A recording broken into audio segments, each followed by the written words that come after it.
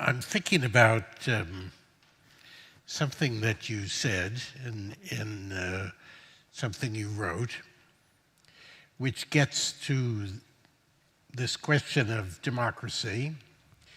But you mentioned just in passing,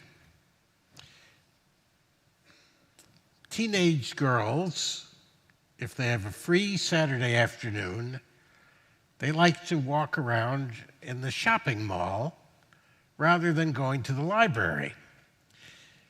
So I found that very thought-provoking because I think that many people, and I would have to include myself,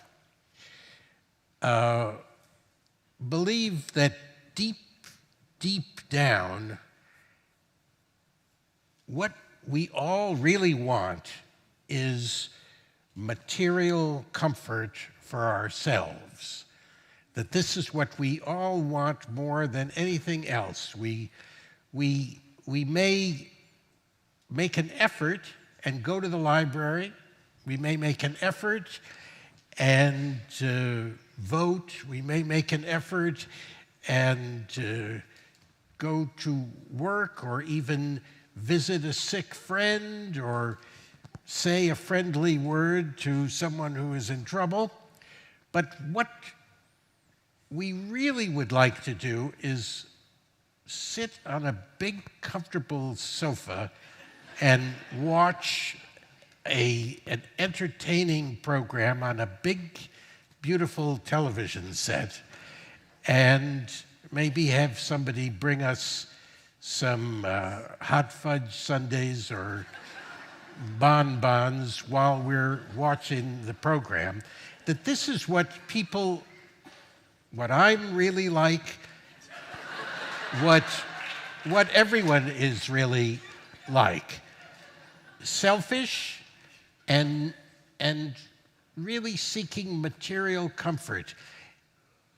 And that is human nature. That is bedrock human nature. And I think a lot of our political attitudes come from the fact that we think we can never get away from that. That's what we are. Now, do you share that view? Not in the least. and I think there's plenty of evidence against it. There has been a massive effort for over 100 years to try to convince people that that's what we are. It's called advertising. It's a huge industry. It's dedicated explicitly, openly, to trying to, you read the business press 100 years ago, and it's taking off to try to direct people to the superficial things of life, like fashionable consumption. Get them out of our hair by getting them involved in consumption. And huge efforts go into this. For example, about 20 or 30 years ago, the advertising industry realized that there's a sector of the population that they're not reaching because they don't have money, known as children. And some bright guys figured, well, we can get around this. The children don't have money, but their parents do. So what we have to do is direct television programs for children and so on to try to induce what's called nagging. Try to get this is literally the case, create nagging propaganda. By now, if you look at academic applied psychology departments, there is actually programs studying different kinds of nagging and how you can induce it. And if you watch children's television, I've seen this with my grandchildren, it's 2-year-old kids are looking at things and they're being induced to try to get your parents to get me this thing or else I'm going to die, and so on. And then the parents get it and you throw it away in 5 minutes. But every aspect of our life is devoted to this. Actually, my wife and I were taken by a friend a couple of weeks ago to see what do you call it, the baseball, the pre-season baseball. Spring training, right. And you take a look at the stadium, every inch is covered with an ad. I mean, I remember the first baseball game I went to was in the 1930s. There were no ads anywhere. Now every inch is an ad. Every taxi cab you look at is an ad. Every minute of your life is inundated with efforts to turn you into the kind of person you're describing. So is that human nature? I don't think so. So take a look at these Trump voters again. So these working class people in, say, rural towns, manufacturing towns in Arkansas, and take a listen to what they're saying. These are people men who want to work in coal mines, which is not fun, rather than to take a government handout. They don't want to sit on the couch and being given a government handout. That undermines their sense of dignity, of self-worth, of doing something significant. And I think that's what people are. You go back further, there's plenty of evidence for it. There's a wonderful study, a huge study of the reading habits of the British working class in the late 19th century. Jonathan Rhodes, very detailed study. What were British workers reading? Turns out they were better educated than the aristocrats. In, say, eastern Massachusetts, Boston, where I live, an Irish blacksmith, if he could make enough money, would hire a boy to read to him while he's working. I mean, I can remember this from childhood in the 1930s. Most of my family were immigrants, first generation unemployed working class. They were quite educated. Many of them didn't go to school, maybe fourth grade, but they read, they went to concerts, they went to Shakespeare plays, they talked about it, they were interested in politics. I think it's taken huge efforts to try to drive all of this out of people's heads. I think the natural thing for humans is to want to be independent, creative, whether creative, maybe you work on fixing up old cars in your garage on the weekend instead of sitting and watching television, whatever it may be. You want to do something that's significant, that's worthwhile, maybe even if it's a ugly, horrible job like working in a coal mine instead of taking a government handout. Because people, I think, want dignity and a sense of self-worth and a sense of creating and doing something important. That's what we are. And I think it's taken huge efforts, enormous efforts. A huge part of the economy is devoted to trying to drive these things out of people's heads, to make you think that all you want is more commodities. And so you should go shopping instead of reading, let's say. So that most people, by this account, really have been unnaturally squashed into being something much, much smaller than they could be or than they should be. And want to be. And want to be. In fact, it's pretty interesting to go back to, there's good studies of the working class press in the early Industrial Revolution. In the United States, or England it's earlier, in the United States it would be mid-19th century, late 19th century.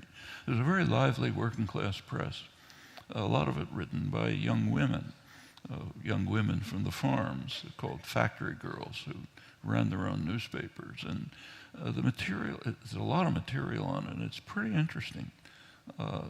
What they wanted was dignity. They hated the industrial system because it was destroying their rights as independent people. They attacked what sometimes they called the slogan, they denounced the slogan, gain wealth forgetting all but self. In other words, the kind of person that you think we all are, that we're taught we all are. That's what they were condemning. We don't want to just gain wealth forgetting all but self. We want dignified, independent lives. They regarded wage labor as not very different from slavery, which was just a popular idea that was a slogan of the Republican Party, literally, Abraham Lincoln and so on, because you're selling yourself if you're a wage laborer. If you sell something you created, let's say you're an artisan and you make something and you sell it, you're not selling yourself. If you sell your labor, you're selling yourself. You're losing your dignity and independence. It's an attack on your fundamental rights. These are themes that run right through the spontaneous productions of mostly uneducated working class, what we call uneducated working class people. It was the same in England before us. I think it's the same elsewhere. I just don't think people are, you talk about human nature, I think we're talking about something that's constructed and contrived with enormous effort, conscious effort. You look at, in the television industry, there's what's called content and fill in a program. Content is the ads. Fill is the car chase that you pull off the shelf to keep people watching between the ads. And if you just watch television, you can see that the creativity, the thought, the funding, and so on is going into the ads, not into the fill. You know, in the newspaper industry, there's what they call the news hole. So you lay out the newspaper. First you get all the ads. That's what matters. Then there's this news hole where you put in things to keep people watching. I mean, this is literally hundreds of millions of dollars a year. A huge part of the economy goes into this. An interesting aspect of this, which is kind of interestingly not studied very much, has to do with basic economics. So anyone who took an economics course or reads about it knows that a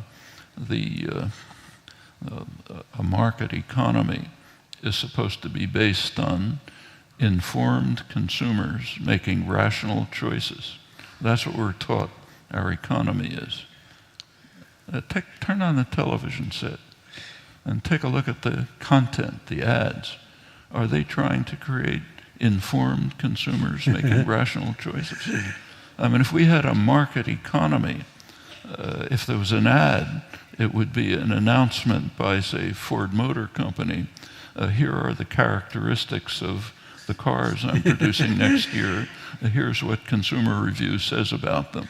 That would create informed consumers making rational choices. It's not what you see. There's huge efforts to try to create irrational consumers, uninformed consumers making irrational choices, to undermine market economies, yes, and to turn people into people who may even believe that what they want is to sit on a couch and watch television. That's not what they want as human beings.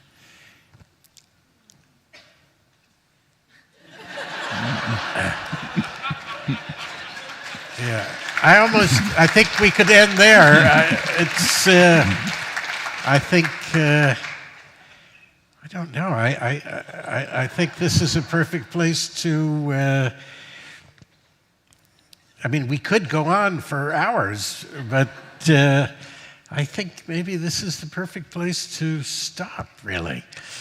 Oh no, they don't want us to stop. All right, I'll ask you one more question that just comes up.